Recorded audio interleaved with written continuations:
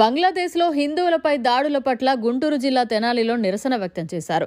హిందూ చైతన్య వేదిక ఆధ్వర్యంలో గురువారం రాత్రి గాంధీ చౌక్లో నిరసన ప్రదర్శించారు. ఇస్కాన్ టెంపుల్ ద్వారా ఎంతో మందికి ఆకలి తీరుతోందని, బంగ్లాదేశ్లో వరదలొచ్చిన సమయంలో ఇస్కాన్ టెంపుల్ ఆకలి తీర్చిందని, ఎప్పుడూ ఆధ్యాత్మికతతో విరాజిల్లే ఇస్కాన్ టెంపుల్పై నిషేధం విధించడం హేయమైన చర్య అని, ఇప్పటికైనా ఇలాంటి చర్యలు మానుకోకపోతే రాబోయే రోజుల్లో మరిన్ని నిరసన కార్యక్రమాలు చేపడతామని హెచ్చరించారు. ధర్నాలో రాష్ట్ర మీడియా ప్రముఖ అవ్వారు శ్రీనివాసరావు, హిందూ చైతన్య వేదిక రాష్ట్ర ఉపాధ్యక్షులు అంబటి మారుతీరాం, జిల్లా అధ్యక్షులు ఉల్లగంటి శ్రీనివాస్ తదితరులు కార్యక్రమంలో పాల్గొన్నారు. దేవాలయం మీద మన సమీపమైనటువంటి బంగ్లాదేశ్ దేశంలో దాడి జరిగింది. ఇది చాలా హేయమైన చర్య.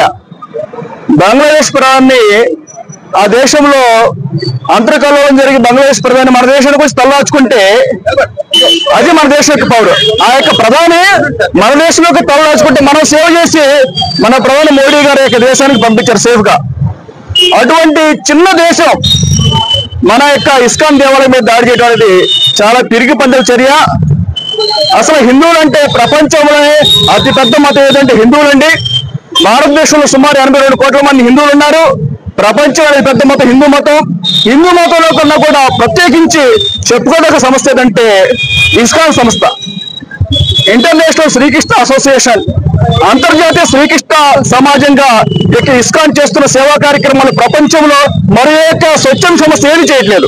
ఇస్కాన్ కి ప్రతిరూపమైనటువంటి పూరి జగన్నాథ స్వామి టెంపుల్ కానివ్వండి, తర్వాత తీసుకున్న మధురలో శ్రీకృష్ణ దేవాలయం కానివ్వండి, మనకి సమీపాన్ని అత్యంత సమీపాన్ని తీసుకున్న మనకి మంగళగిరి ప్రాంతంలో మనకి ఇస్కాన్ సంస్థలు ఈ యొక్క ఇస్కాన్ ఆధ్వర్యంలో ఇప్పుడు కూడా మనకి హరే రామ హరే కృష్ణ ఆధ్వర్యంలో మన ఆంధ్రప్రదేశ్ రాష్ట్రంలో ప్రాథమిక పాఠశాలలో ఉచితంగా మధ్యాహ్న భోజనానికి నిధులిస్తున్న సంస్థ అంటే ఏకైక సంస్థ ఇస్కాన్.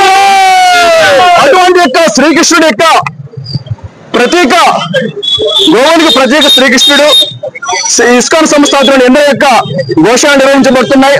ఇటువంటి యొక్క ఇస్కాన్ దేవాలయం యొక్క దాడిని మేము ఖండిస్తున్నాము.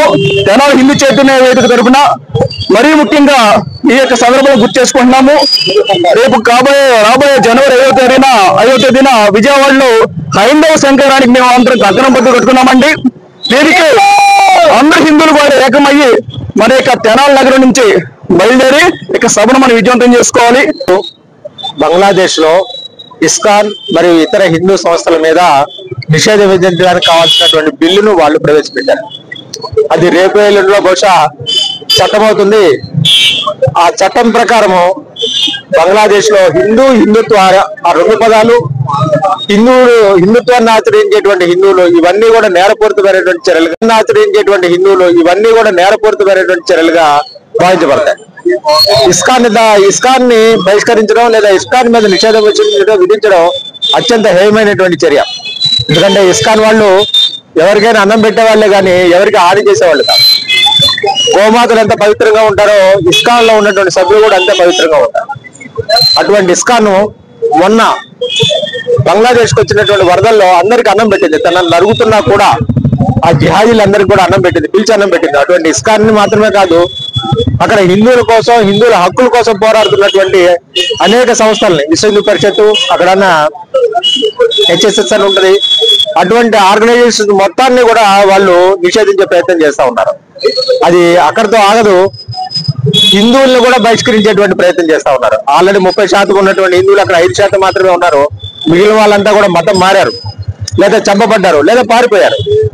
కాశ్మీర్ హిందువులకు ఏ గతి అయితే పట్టిందో గిలేవ్ చెలేవని, అంటే మతం మారండి, లేదా పారిపోండి, లేదా చచ్చిపోండి, మీ ఆడవాళ్ళందరినీ మాకు వదిలేసి పారిపోండి అని చెప్పేసి దారుణమైనటువంటి స్టేట్మెంట్లు ఇచ్చినటువంటి పరిస్థితి ఆ రోజున కాశ్మీర్ లో జరిగింది. ఇప్పుడు బంగ్లాదేశ్ లో మనం ప్రత్యక్షంగా చూస్తున్నాం.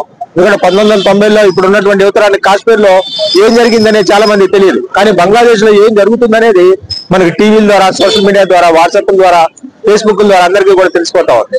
మన కంటెదురుగా ఇంత దారుణం జరుగుతున్నా కూడా మనం స్పందించకపోవడం అనేది చాలా అన్యాయం. మరిన్ని అప్డేట్స్ కోసం మన HN9 టీవీ ఛానల్ ని సబ్స్క్రైబ్ చేసుకోండి.